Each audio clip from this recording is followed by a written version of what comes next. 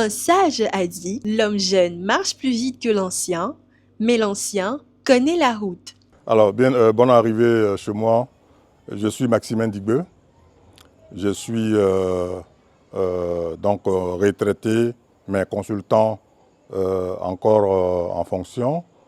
Voilà. Et je suis de la 3e promotion des études comptables supérieures de l'INSET, maintenant INHP. La promotion 1987-1990 à Yamoussoukro. Joseph Yapo Mankambou. Je suis issu de la promotion 77. Aujourd'hui, donc ça fait presque 48 ans que je suis sorti de l'ENSTP. Je suis la dernière promotion de l'ENSTP campus Abidjan. Et en référence, je suis la promotion qui a suivi celle du Premier ministre, M. Mombé Begré. Je me nomme Jacob Angofi, je suis un ingénieur généraliste de l'Institut national supérieur de l'enseignement technique, qui est aujourd'hui l'INPHB, dans le domaine de l'École nationale des ingénieurs d'Abidjan, de l'époque, qui sont maintenant des ingénieurs généralistes. J'ai terminé mon cursus scolaire à l'INPH, à l'INSET de l'époque, en 1982. Ce que j'ai retenu par rapport à mon passage à l'INSET, c'est la résilience face à l'humilité à laquelle nous renvoyait tout. Parce que l'INSET a la chance de recruter les meilleurs des différentes écoles en Côte d'Ivoire. Et lorsque vous vous retrouvez dans une promotion, vous avez avec vous tous les meilleurs bacheliers de Côte d'Ivoire. Nous étions une vingtaine de bacheliers, les meilleurs bac C, les meilleurs bac E, les meilleurs bac D. Et moi j'étais issu d'un bac un peu pauvre en mathématiques et en probabilité, un bac G2. Et donc ça m'a amené à être beaucoup plus humble, mais je n'ai véritablement pas lâché. Ça m'a rendu résilient.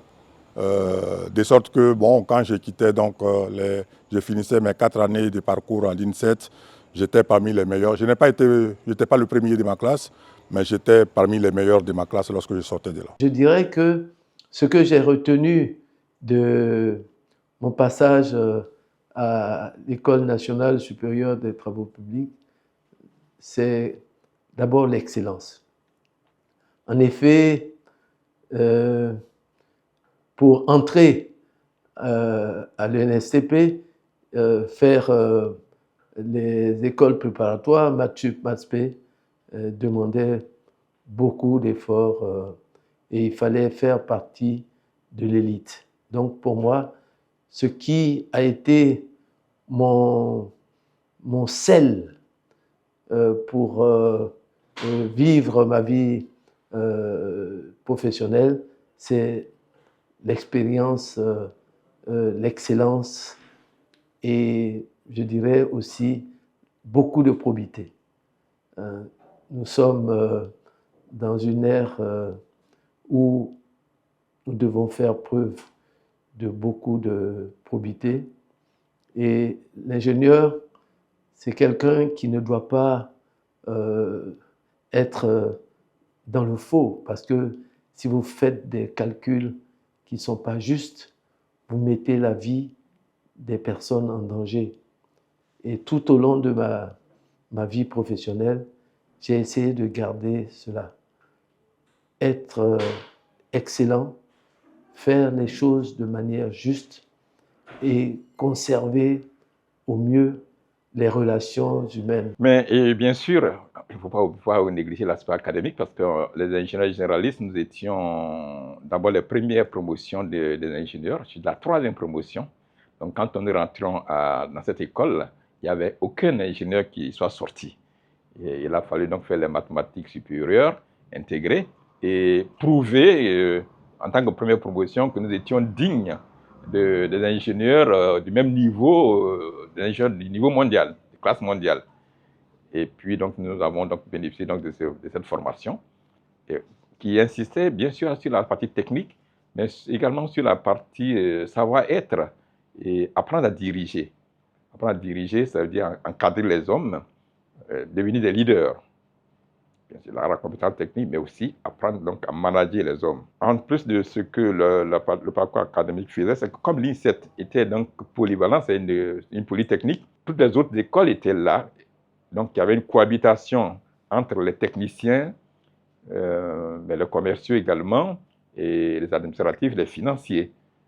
Ce qui permettait donc d'avoir une vue d'ensemble sur tous les domaines qui pouvaient donc concourir à former des dirigeants de demain. Et c'est ce que moi je retiens surtout de mon séjour à l'INPH, à l'INSET, donc qui est devenu INPHB aujourd'hui.